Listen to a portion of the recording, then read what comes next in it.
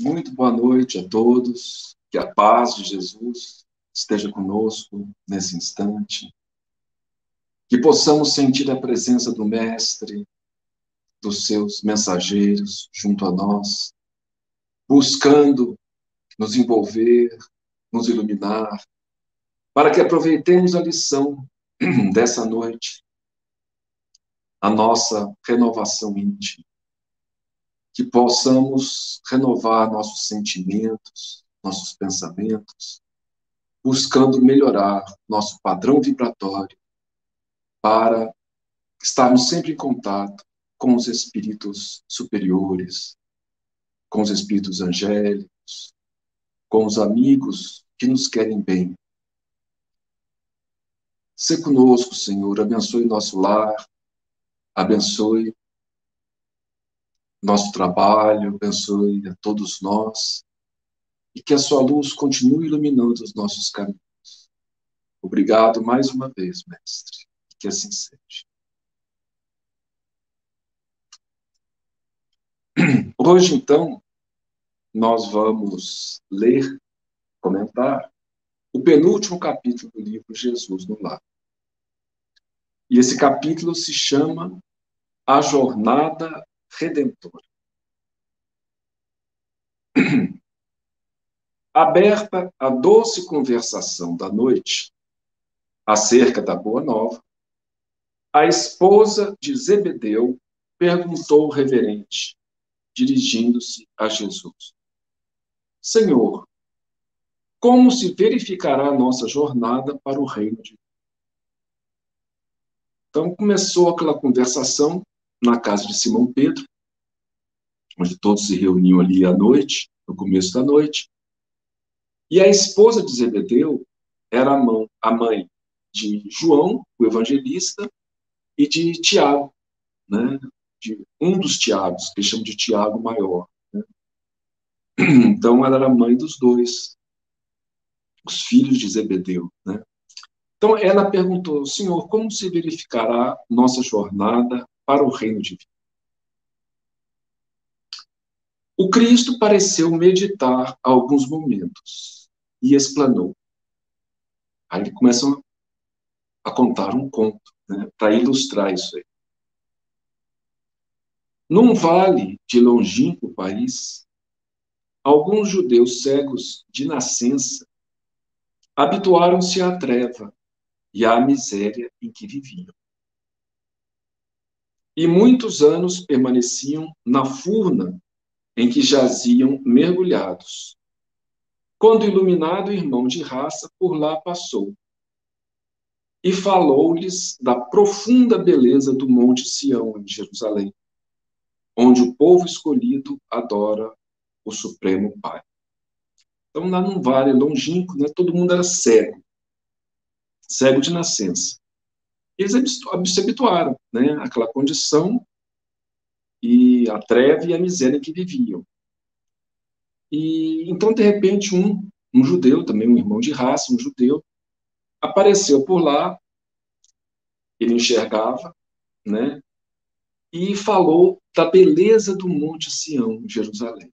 Então, Jerusalém fica lá no Monte Sião, né, um monte bem alto, e lá, naquela época, tinha um templo de Jerusalém, né, que era lá que os judeus iam adorar a Deus. Né?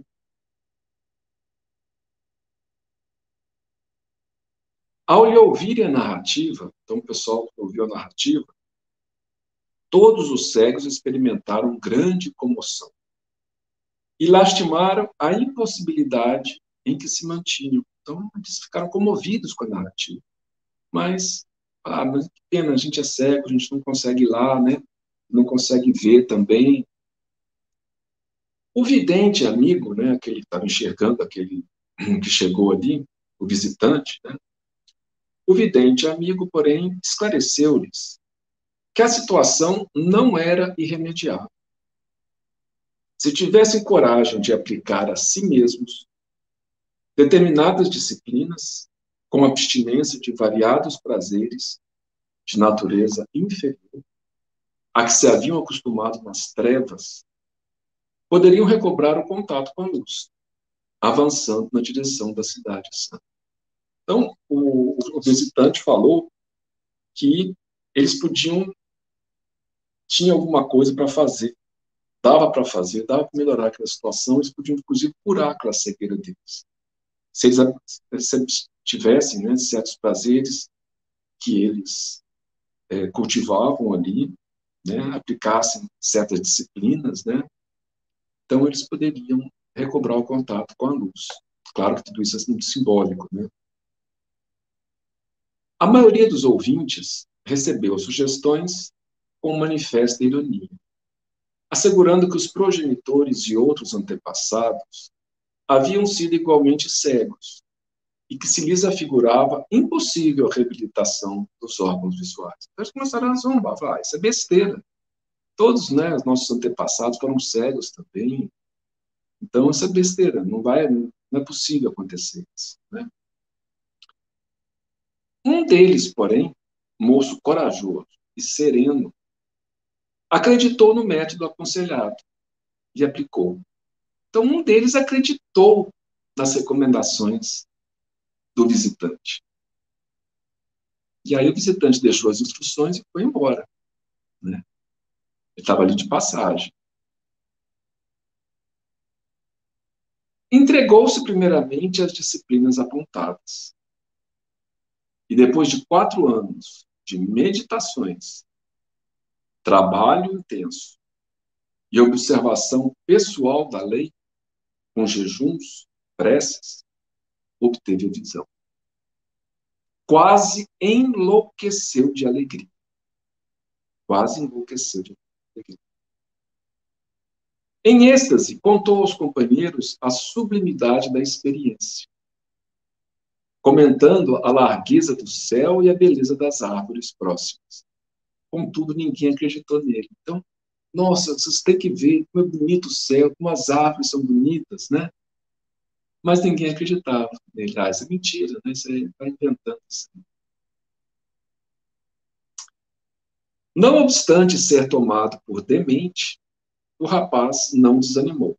Agora enxergava o caminho e conseguiria avançar. Ausentou-se do vale fundo, foi embora, querendo ir lá para Jerusalém, né? Mas sem qualquer noção de rumo, vagueou dias e noites, em estado aflitivo. Atacado por lobos e víboras em grande número, usava a maior cautela, reconhecendo a própria inexperiência. Até que, em certa manhã, abeirando-se de um esconderijo cavado na rocha para colher mel silvestre, foi aprisionado por um ladrão que lhe exigiu a bolsa. Então, ele foi atacado por lobos, né, por víboras, por serpentes, né? E então, ele estava com muita cautela, estava, né, bem devagar, né, sabendo que não conhecia aquele caminho, nunca tinha visto, né? Primeira vez que ele saía daquele vale, né, que ele enxergava. Aí, numa certa manhã, ele chegou num esconderijo, numa caverna, numa rocha, né, para pegar um pouco de mel que estava ali dentro, e ele foi aprisionado por um ladrão que exigiu dele bolsa. Entretanto, como não possuísse dinheiro, deixou-se escravizar pelo malfeitor. Então, como ele não tinha dinheiro, o malfeitor, o ladrão, colocou ele como escravo, que durante 5 anos sucessivos o reteve em trabalho incessante. Ele ficou 5 anos trabalhando como escravo. O servo, porém, agiu com tamanha bondade, multiplicando os exemplos de abnegação, que o espírito do perseguidor se modificou, fazendo-se mais brando e reformando-se para o bem, restituindo-lhe a liberdade. Então, ele ficou 5 anos trabalhando ali, como malfeitor, mas ele foi tão dedicado, né, foi tão gentil, né, agiu com tamanha bondade, que o próprio malfeitor, aos poucos, foi amolecendo, digamos assim, né, foi se tornando melhor, até que chegou um ponto que libertou o homem, né, o peregrino. Emancipado de novo, o crente fiel recomeçou a jornada. Tinha uma meta, queria ir para Jerusalém. porque a ânsia de alcançar o templo divino povoava-lhe a mente. Pôs-se a caminho, distribuindo fraternidade e alegria com todos os viajores que lhe cruzassem a estrada. Mas, atingindo um vilarejo, onde a autoridade era exercida com demasiado rigor, foi encarcerado como se fosse um criminoso desconhecido. Ele saiu distribuindo a fraternidade, a alegria, mas ele chegou numa vilazinha, né, onde a autoridade era muito rigorosa. E aí prenderam ele, como se ele fosse um criminoso, né? Não sabiam que era ele, não, prende esse homem. No entanto, sabendo que seria traído pelas próprias forças, caso buscasse reagir, deixou-se trancafiar até que o problema fosse resolvido, o que reclamou longo tempo. Nunca, entretanto, se revelou inativo no exercício do bem.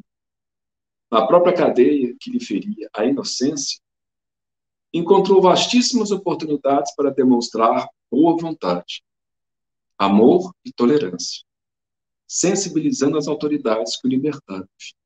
Então, mesmo na cadeia, mesmo sendo inocente, ele continuou ajudando, né, boa vontade, ajudava os outros presos, né? Isso lembra um pouco o filme do Arigó. Não sei se alguém assistiu, né? Mas o filme do Arigó, aquele médium que operava lá, né, em Congonhas do Campo, né? Ou chama Congonhas só. Ele foi preso uma época, né?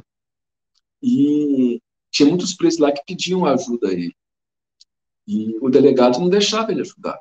Até que um dia que parente do delegado, não sei se foi a mãe, não lembro quem era, adoeceu, e o delegado pediu a ajuda dele. Ele falou assim: eu ajudo, contanto que o senhor permita que eu ajude os outros presos. E o delegado permitiu, e mesmo ali preso, ele continuou ajudando as pessoas, né? Ajudando aquelas pessoas que esse preso estava, né, poderia ajudar. Né? Então, é mais ou menos isso. O ideal de atingir o santuário, então aí passou um tempo, não, isso não é mal retornado, libertaram. O ideal de atingir o santuário sublime absorvia-lhe o pensamento e prosseguiu na marcha. Então, ele continuava com a mesma ideia, de ir para Jerusalém. Somente depois de 20 anos depois, ele era muito jovem, né? 20 anos depois de ele ter saído lá do vale, depois de 20 anos de lutas e provas, das quais sempre saía vitorioso, né? É que conseguiu chegar ao Monte Sião para adorar o Supremo Senhor. Então, depois de 20 anos, ele conseguiu chegar lá, no Monte Sião, onde estava Jerusalém, e o templo, para adorar a Deus. O mestre interrompeu-se, vagueou olhar pela sala silenciosa e rematou.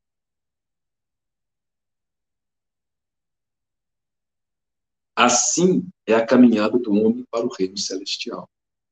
Porque ele está respondendo à pergunta da esposa de Zebedeu. Né?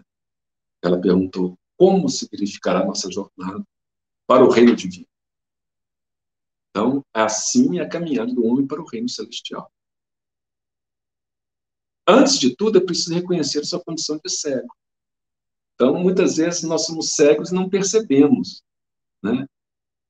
Então, a gente tem que falar: eu sou cego, não estou enxergando. E aplicar a si mesmo os remédios indicados nos mandamentos de Deus. Então, os mandamentos são para a gente sair da cegueira e passar a enxergar, né, o caminho. Alcançado o conhecimento, apesar da zombaria de quantos o rodeiam, em posição de ignorância, é compelido a marchar por si mesmo. Aí tem que fazer o caminho sozinho, né? E sozinho, quase sempre, do escuro vale terrestre para o monte da claridade divina, aproveitando todas as oportunidades de servir indistintamente, então, em qualquer lugar, né? O cristão é chamado a servir em toda parte. Então, se ele está preso, se ele está andando, né? Na caminhada, ele é chamado a servir, né? Ainda mesmo aos próprios inimigos e perseguidores, servir a todos, indistintamente. bons e maus. Quando o seguidor do bem compreende o dever de mobilizar todos os recursos da jornada, em silêncio, sem perda de tempo com reclamações e censuras que somente denunciam inferioridade, então estará em condições de alcançar o reino, dentro do menor prazo, porque viverá plasmando as próprias asas para o voo divino, usando para isso a disciplina de si mesmo e o trabalho incessante pela paz e alegria de todos. Então, estará em condições de alcançar o reino dentro do menor prazo. Ele levou 20 anos, mas é um prazo muito pequeno, né? Se a gente for pensar, né? Simbolicamente falando. Porque viverá plasmando as próprias asas para o voo divino, usando a disciplina e o trabalho incessante pela paz e alegria de todo. Fazendo bem, espalhando bem, caminhando, não esquecendo da meta, do objetivo, né? Então, no caso nosso, o reino divino não é algo que a gente vai, é algo que a gente vai construir dentro de nós. Então, é o reino divino. Então, essa construção, ela exige disciplina, perseverança, né? Mas isso não pode sair da cabeça da gente. Eu quero construir o reino de Deus dentro de mim. Eu quero que Deus, sentir a presença de Deus dentro de mim. Eu quero me harmonizar com as leis divinas para ser feliz, porque elas foram criadas para a nossa felicidade. Então, é assim que a gente termina mais um conto espírita,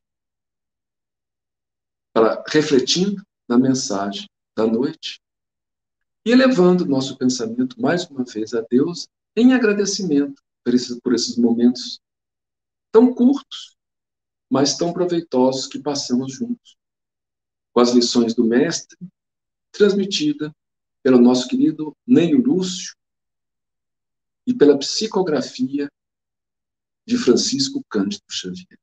Obrigado, Mestre Divino, que possamos perseverar, possamos reconhecer nossa cegueira e buscar enxergar o caminho e seguir e trilhar o caminho, buscando a nossa renovação íntima e buscando implantar o reino de Deus em nossos corações, transformando-nos em agentes da paz, do amor, da alegria, onde quer que estejamos. Muito obrigado, mestre amigo, e seja conosco, Senhor, em todos os momentos de nossas vidas, e que possamos estar contigo sempre. Que assim seja.